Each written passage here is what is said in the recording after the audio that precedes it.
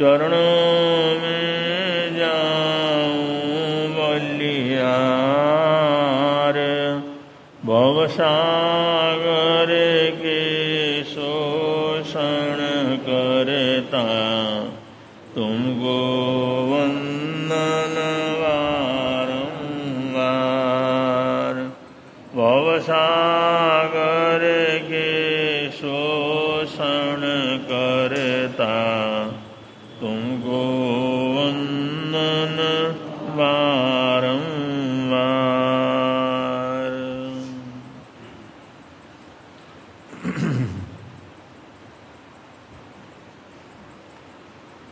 शास्त्रों के अनुसार चौथी अंतर तपस्या है स्वाध्याय।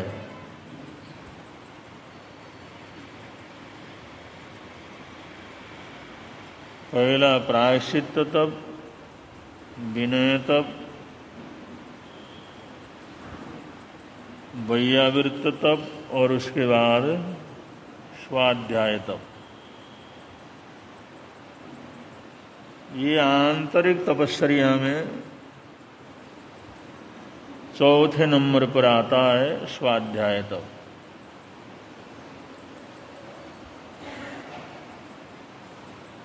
और इसके साथ साथ एक शब्द और चलता है अध्ययन।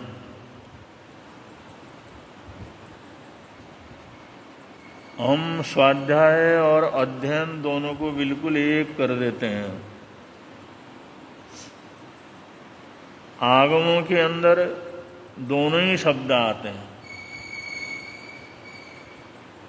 अध्ययन किया जाता है आगमों का, अध्ययन किया जाता है भाष्यों का, अध्ययन किया जाता है किन्हीं ग्रंथों का, अध्ययन किया जाता है किन्हीं थोपड़ों का। जो भी ऐसे ग्रंथ हैं, पुस्तकें हैं, भाष्य हैं, टीकाएं हैं, ये जितने भी ग्रंथ हैं, जितने भी शास्त्र हैं, उन सबको पढ़ना ये अध्ययन कहलाता है। शास्त्रों का अध्ययन करो, शास्त्रों को पढ़ो। हमारी भाषा में जो चलती हुई भाषा में पढ़ना कहते हैं, पढ़ो। अगर उसको शास्त्रीय भाषा कहते हैं तो अध्ययन करो। लेकिन इन दोनों शब्दों को बड़ा घालमेल कर दिया गया। कोई भी आदमी शास्त्र लेकर के बैठता है, आगम लेकर के बैठता है, कहते हैं मैं तो स्वाध्याय कर रहा हूं। देखने वाला भी कहता है ये तो स्वाध्याय कर रहा है, लेकिन वो स्वाध्याय नहीं, अध्ययन कर रहा होता है। तो ये दोनों को इकट्ठा कर देने से, एक ही अर्थ कर देने से हम लोग सारी जिंदगी अध्ययन करते रहते हैं और बोलते रहते हैं हम स्वाध्याय कर रहे हैं। ये फेर हो जाता है। करते अध्ययन, आचार्य का अध्ययन कर रहे हैं या मूल सूत्रों का अध्ययन कर रहे हैं या कालिक सूत्रों का अध्ययन कर रहे हैं या विशेष ग्रंथों का अध्ययन कर रहे हैं, दर्शन शास्त्र का अध्ययन कर रहे हैं, ये सारा अध्ययन किया जाता है, उसको पढ़ना। और अध्ययन के ही जो है ये भेद हैं, जिनको इसी भेदभाव को न समझने के कारण स्वाध्याय के 5 भेद कर दिए गए हैं। वाचना, पृछना, अनुप्रेक्षा, धर्मकथा बोलते तो हैं, लेकिन ये स्वाध्याय के भेद नहीं है, ये सब अध्ययन के भेद हैं। मूल पाठ को पढ़ना, वाचना है, फिर उसका अर्थ पूछना, पृछना हो गया। भाई मूल पाठ तो समझ में नहीं आता, इसका अर्थ बतलाओ। नवकार मंत्र जैसे बतला दिया हो गया तो इसका अर्थ क्या है वो बतलाओ, ये परीक्षना हो गया। फिर उसको बार बार पढ़ना, नहीं समझ में आए तो बार बार पूछना, परियट्टना हो गया। और उसको एकाग्रता से, शांति से, बड़े प्रेम से, ध्यान से पढ़ना, मन लगा करके पढ़ना, उसको अच्छी तरह से समझने का प्रयत्न करना, ये सब अनुप्रेक्षा के अंतर्गत आता। और धर्म कथा फिर उसको दूसरे को बतलाना। अब यहाँ तो स्वाध्याय तो कहीं है ही नहीं, सारा अध्ययन ही अध्ययन है। वाचना में भी अध्ययन है, परीक्षणा में भी अध्ययन है, पर्यटना में भी अध्ययन है, अनुप्रेक्षा के अंतर्गत भी अध्ययन है। मनन करना बोल सकते हैं उसको, मनन करना है, उसको सोचना है, चिंतन मनन करना है। और धर्म कथा, अब धर्म कथा में कहाँ स्वाध्याय वगैरह हो।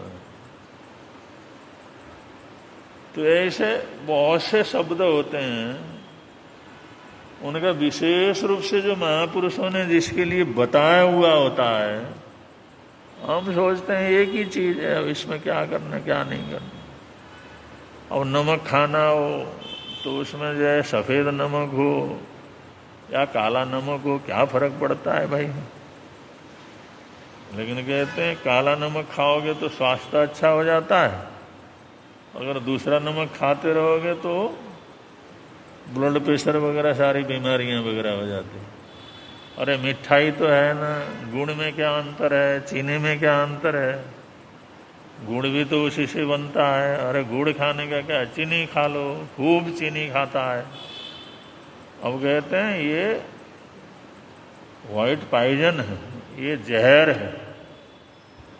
चीनी को जहर बोलते हैं और गुड़ को वो तो जो भी खा लेते हैं उसको भी पचा लेता है। बहुत पेट भर गया, अपच होने की संभावना हो गई, बड़ी परेशानी हो गई, उस समय अगर गुड़ खा लो तो गुड़ सारा पचा देता है। भोजन करने के बाद या किसी फंक्शन में जाने के बाद, और वो बहुत भरने के बाद भी फिर रसगुल्ले खा लेते हैं, और ज़्यादा मीठा उसके अंदर वही होता है, फिर पचेगा कहाँ से, इसलिए डॉक्टर के पास भेजना पड़ता। वरना पहली प्रथमता ये थी गुड़ देते थे। बहुत अच्छा खा लिया तो उसके बाद गुड़ खा लो, गुड़ खा लो तो गुड़ पचा देता है सबको। और चीनी को पचाने के लिए और चीज़ों की जरूरत पड़ती है। चीनी जो खाते हैं ना, उसको पचाने के लिए और रसायनों की जरूरत पड़ती है, वो पचाता नहीं है किसी दूसरे को। गुड़ ऐसा होता है खुद भी पच जाता है और दूसरे खाए पिए हुए को भी हजम कर देता है, पचा देता है, गला देता है। अब है तो दोनों ही मीठा, लेकिन दोनों के अंतर है ना बहुत। गुड़ के लिए सब वैद्य कहते हैं, आयुर्वेद कहता है खा लो, कोई हर्ज नहीं, खा लो, अच्छी तरह से खा लो, कोई बात नहीं। गरमा गरम जो गुड़ राब होता है उसको तो पी लो, सब अच्छा हो जाएगा, काम हो जाएगा। और चीनी ऐसे खाने लगे तो चीनी का नाम ही शुगर है, और शुगर की बीमारी तो दुनिया के अंदर सबसे बड़ी बीमारी है। और उन्होंने रखा होगा शुगर, भाई शुगर का नाम सुन करके इनको बीमारी का याद आएगा, फिर खाना छोड़ेंगे। लेकिन कौन छोड़ता है खाना? बीमारी भी शुगर है, वो खाने की चीज भी शुगर है। तो इतना ध्यान रहे ना, अरे शुगर खाएंगे तो शुगर ही बढ़ेगा ना, तो इसलिए शायद छोड़ेंगे, इसलिए हुआ। तो मीठे मीठे के अंदर कितना अंतर है, वो भी मीठा ही होता है, शुगर भी और चीनी भी मीठी होती है, लेकिन दोनों के अंदर बड़ा अंतर होता है। एक स्वास्थ्य संवर्धक होता है, एक जो है शुगर को बढ़ाने वाला होता है, अपच को पैदा करने वाला होता है, वो जो हमारे एसिडिटी को बढ़ाने वाला होता है। तो ऐसे ही यहाँ पर भी दोनों घाल मेल कर दिए। भाई अध्ययन करो, स्वाध्याय करो, क्या फर्क पड़ता है? अरे स्वाध्याय करें तो हम बड़े हो गए, साधु हैं तो स्वाध्याय कर रहे हैं, श्रावक है तो स्वाध्याय कर। अरे अध्ययन तो बच्चे भी करते हैं, तो कुछ अलग होना चाहिए ना। तो फिर उसको ला करके अपने आप जोड़ दिया, हम तो स्वाध्याय कर रहे हैं, पढ़ तो थोकड़ा रहे हैं, कर तो अध्ययन ही है। याद कर रहे हैं, रट्टा लगा रहे हैं, रट्टा लगा रहे हैं, खूब रट रहे हैं। अरे रट रहे हैं, वो क्या कर रहे हो? स्वाध्याय कर रहे हैं। किसी किसी को कहो भाई तुम तो स्वाध्याय नहीं कर रहे हो, तो लड़ने को तैयार हो जाएगा। अरे मैं तो स्वाध्याय कर रहा हूँ, तू कैसे कहता है स्वाध्याय नहीं कर रहे हैं? और वो रटना कोई स्वाध्याय थोड़ी है, या शास्त्र का अध्ययन है ये, वो अध्ययन करो। तो अध्ययन को और स्वाध्याय को एक कर दिया। वो स्वाध्याय को और अध्ययन को एक करने के बाद जिंदगी भर करते तो अध्ययन करते रहते हैं, लेकिन बोलते स्वाध्याय बोलते रहते हैं। इसलिए जो काम बनना चाहिए वो काम बना दो। एक राजा हुए तिंगमिंग, उनका नाम था तिंगमिंग। ये तिब्बतों में, चीन में ऐसे नाम होते हैं, तिंगमिंग। महाराजा थे, बड़े पढ़े लिखे, जबरदस्त, नाम था तिंगमिंग। और वो कंबोडिया के महाराजा थे, बौद्ध धर्म को मानने वाले थे। कंबोडियम के राजा महाराजा तिंगमिंग, बड़ा वर्चस्व था उनका, और जनता के अंदर बड़ी शांति थी। उनके दरबार में एक पंडित आया, बड़ा भारी विद्वान आया। अब जिस समय पता लगा भाई कोई विद्वान है, कोई आचार्य हैं, वो आपके पास आ रहे हैं, उन्होंने कहा आने दो, सम्मान के साथ लेकर के आओ, अलग से आसन बिछा दो उनका। तो जिस समय बिछाया वो आकर के विराजे, तो उनका अपना परिचय, तो उन्होंने कहा मैं त्रिपिटकाचार्य। त्रिपिटकाचार्य जैसे हमारे जैन शास्त्रों को आगम कहते हैं, ऐसे बौद्ध जो शास्त्र हैं उनको त्रिपिटक कहते हैं। बौद्ध जो ग्रंथ हैं, बौद्ध दर्शन है, बुद्ध भगवान का जो ज्ञान जिसके अंदर संकलन है, उनका उपदेश, उसको कहते हैं त्रिपिटक। और हम जिसको कहते हैं आगम, आगम बोले तो भगवान महावीर स्वामी की वाणी, और त्रिपिटक बोले तो बुद्ध की वाणी, वेद बोले तो ऋषियों के जय वचन, ऐसे अलग अलग शब्दों का अर्थ होता। तो उन्होंने कहा मैं त्रिपिटकाचार्य, और मैंने तमाम ग्रंथों को पढ़ा, सबको याद किया। तो उसके साथ और भी लोग थे, और उसने सारा अपना जिस समय परिचय दिया और एफिडेविट भी उनको दिया, भाई इतने इतने मैंने पढ़े हैं, और यहाँ पर मेरे को जानकारी मिली राजगुरु नहीं है, तो हम इसके अंदर जो है इस पद के काबिल हैं, हम इस पद को सुशोभित कर सकते हैं। इस पद के ऊपर हमारे को काबिज जिया जाए कि राजगुरु के पद के ऊपर, क्योंकि हमने पूरे शास्त्र ग्रंथ सब कुछ पढ़े हुए हैं। महाराजा ने थोड़ा बीच में एक दो पूछा, दो चार पूछे, उन्होंने ऐसा दिया, जवाब दिया, तो उन्होंने महाराजा तिंगमिंग ने उनकी बड़ी प्रशंसा की। बड़ी खुशी हुई आपको आपसे मिल करके, और हमने राजगुरु का चयन भी करना था, ये बहुत अच्छा हुआ आप पधारे, लेकिन हमारी ये प्रार्थना है एक बार और पढ़ के आ जाइए, एक बार। और वो तो विद्वान था, वो राजा था, और राजा तो सत्ताधारी होता है। मैंने सोचा अरे क्या सारा ही तो रटा करके आए। फिर दोबारा जा करके उसने सोचा अब राजगुरु का पद पाना हो तो कुछ न कुछ तो करना ही पड़ेगा ना। वो सारे ग्रंथों को वापिस पढ़ने में कहाँ ऐसी गलती रह गई, और महाराजा ने पूछे कहाँ ऐसी बात रह गई, कुछ समझ में तो नहीं आया। लेकिन अब राजा ने बोला है कि आपको गद्दी के ऊपर रखेंगे, लेकिन एक बार पूरा पढ़ के आ जाएंगे। तो उसको 2 साल लगे, 2 साल वो सारे शास्त्रों को पढ़ा। कहीं से भी पूछेंगे, कोई भी प्रसंग होगा, सब कुछ बतला दूंगा। कोई छोटा मोटा रह गया था, कोई कहीं याद करना रह गया था, कोई समझना रह गया था, वो सब किया।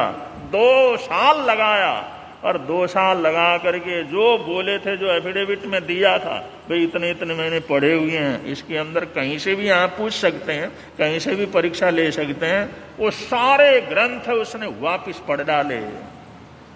और वैसे तैयार होकर के गया, 2 साल के बाद गया तो उसका भव्य स्वागत हुआ। और महाराजा तिंगमिंग ने जो उनका स्वागत सत्कार बड़ा अच्छा किया है। लगा भाई आज तो नियुक्ति हो जाएगी। और आखिर में महाराजा ने हाथ जोड़ करके कहा आपका सम्मान करते हैं, और राज दरबार की तरफ से एक बार और प्रार्थना है, एक बार और पढ़ करके आ जाइए।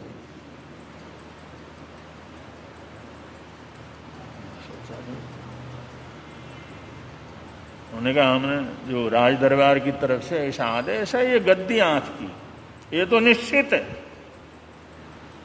हमने जिस ढंग से अध्ययन किया है, जिस तरीके से अध्ययन किया है, राज परिवार को संतुष्टि है, लेकिन एक बार आप और पढ़ करके आ जाइए। और पहले इतना पढ़ा हुआ था, फिर 2 साल लगा करके पढ़ा, क्या करना पड़ेगा। फिर भी चलो भाई पढ़ लेते हैं एक बार, सब पता नहीं कहाँ क्या रही है। क्योंकि उसको पता था महाराजा तिंगमिंग बड़े जो है त्रिपिटकाचार्य हैं, उन्होंने बहुत कुछ पढ़ा हुआ है, स्वदर्शन प्रदर्शन के महाज्ञाता हैं, उनके सामने कोई टिक नहीं सकता। अब कहीं ना कहीं कुछ न कुछ नजर आया होगा, चलो भाई पढ़ लेते हैं। पूरा साल, पहले तो 2 साल लगे, अब 2 साल लगे तो 2 साल लगे, तो अब तीसरे बार तो इन्हें घटाघट वो साल भर के अंदर जो है वो पूरा पढ़ के, साल होने से पहले पहले सारे ग्रंथों का पारायण करके जिस समय आए, पहले से भी ज्यादा स्वागत वगैरह हुआ, सत्कार वगैरह हुआ, सम्मान वगैरह हुआ, माला वगैरह भी पहना दी। ये हुआ, अब नियुक्ति पत्र मिलेगा, अब नियुक्ति पत्र मिलेगा। नियुक्ति पत्र दिया तो उसने कहा दरबार की तरफ से प्रार्थना है, एक बार और पारायण करके आ जाएगी।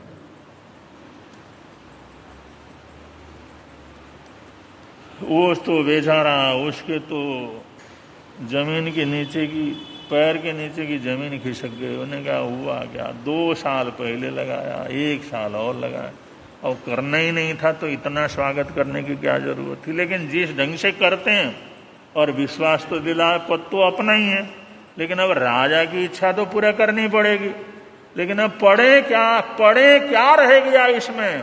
उसने कोई शास्त्र वगैरह हाथ नहीं लगाए, ओ सीधा गंगा नदी के किनारे पर कहीं पहाड़ी के बीच में गया, ऐसा प्राकृतिक वातावरण के अंदर गया, वहीं सोचता रहा मैं क्या रह गई, कौन सी चीज याद करना रह गई, कौन सा चीज देखना रह गया, कौन सा जो पारायण करने लगा मेरे अंदर क्या कमी रह गई जिसकी वजह से उन्होंने किया, कि मेरे अंदर क्या ऐसी कमी रह गई, मेरे के बोलने में, चालने में, प्रस्तुत होने में क्या कमी रह गई।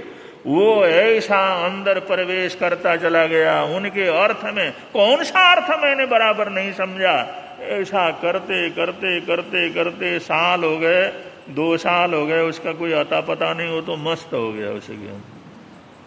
उसने तो राजा ने सूचना, साल हो गया भाई, वो आचार्य नहीं आए, उनका जो है वो स्वागत करना है, सत्कार करना है, चलो कुछ आते होंगे महीने 2 महीने, वो नहीं आए। राजा ने पता लगाया, भाई क्या है, जाकर के पता लगा के तो आओ। जिस समय भेजा, और जिस समय भेजा पता लगाते लगाते वो लोग वहां पर पहुंच गए, तो रमते राम। उन्होंने कहा तो उन्हें प्रार्थना नहीं की, भरपूर प्रार्थना की। आंख के लिए आंख की गलती तरस रही है, महाराजा की आंखें तरस रही हैं, आप पधारो। उन्होंने कहा भाई अब अपने को कुछ नहीं चाहिए, जो मिलना था सब कुछ हमारे अंदर ही हमारे को मिल गया। नहीं आपने पधारना है, आंख के जाए बगैर क्या होगा, अरे किसी का क्या होगा क्या नहीं होगा, मैंने तो अब मेरे को कुछ नहीं चाहिए। जिस समय ये हुआ तो राजा स्वयं जो है उनको लेने के लिए उन्होंने सारा अनुनय विनय किया कि हमारी गलती हो गई तो क्षमा करें, आप पधारें। उन्होंने कहा नहीं महाराज, जो पाना था, जो मिलना था, वो सब कुछ मेरे को अपने अंदर ही मिल गया, अब मैं पा चुका हूं। पहले मैंने ग्रंथों का ही अध्ययन किया, शास्त्रों का ही अध्ययन किया, लेकिन जिस समय 2 बार ये बात हुई, अब इतने बड़े विद्वान को ऐसा कहना एक बार और पढ़ करके आओ, ये तो बड़ा भारी अपमान की बात थी ना। अब ये बर्दाश्त करना आसान थोड़ी होता, लेकिन तीसरी बार मैंने अपने जीवन को पढ़ना शुरू किया। अपने जीवन को पढ़ा तो ऐसी गहराई के अंदर पहुंचा, अब ये तो मेरा राज परिवार, उन्होंने कहा राज ही ले लो, कुछ नहीं मेरे को, राज बांट क्या, वो गद्दी उद्दी कुछ नहीं चाहिए, सब कुछ मेरे को मिल गया। बंधु, उसका पहले अध्ययन चल रहा था, और तीसरी बार उसका स्वाध्याय हो गया। और वो स्वाध्याय तपस्वी, उसके लिए क्या चाहिए, जो स्वाध्याय तप जिसने अपने जीवन को ही पढ़ लिया है, अपनी आत्मा को ही पढ़ लिया है, जो आत्मा भावों के अंदर ही उतर गया है, अब उसके लिए क्या? वो तो परम तपस्वी हो गया, स्वाध्याय तपस्वी हो गया।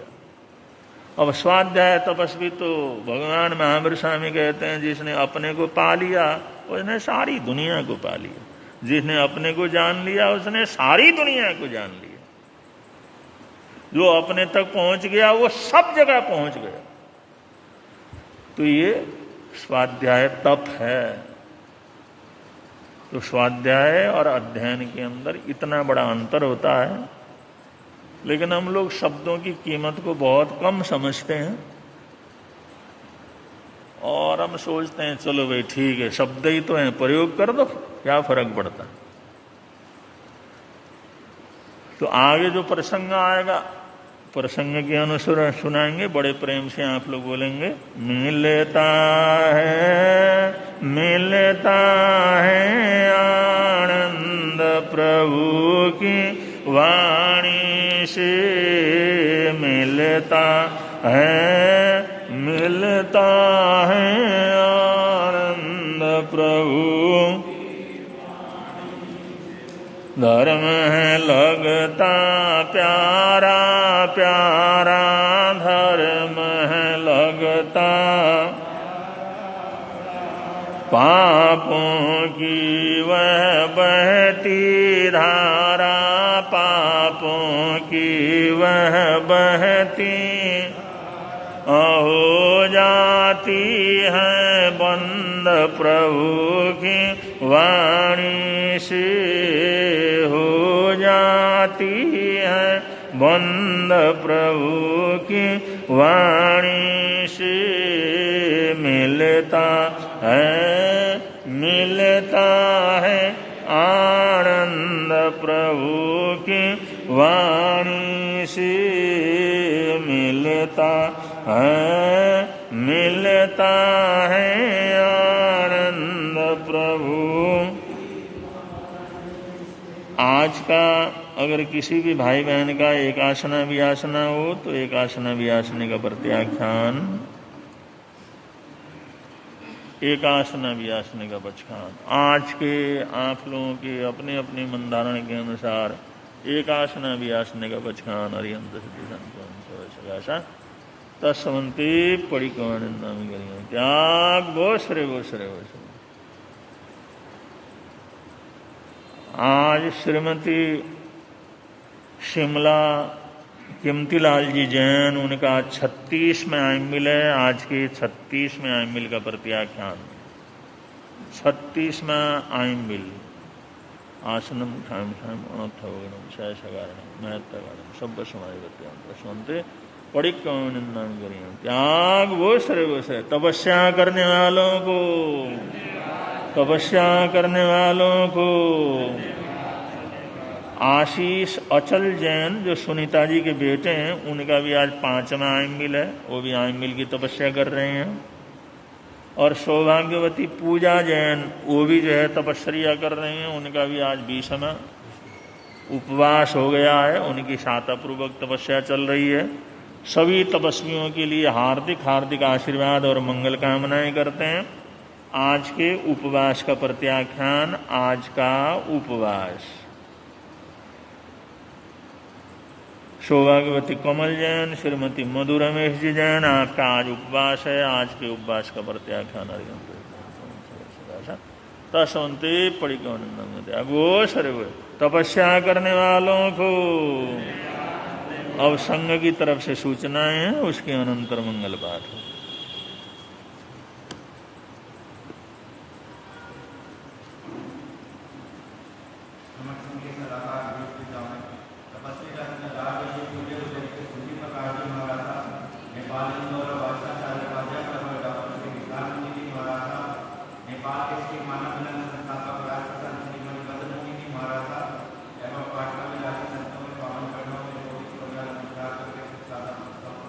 गुरु निवासन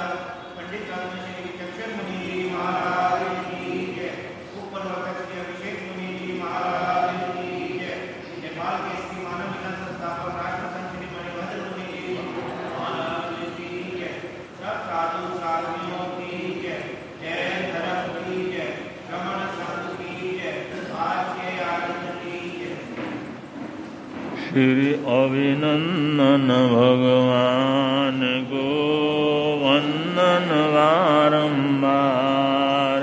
श्री अभिनंदन भगवान को वंदन बारंबार। श्री अभिनंदन भगवान को वंदन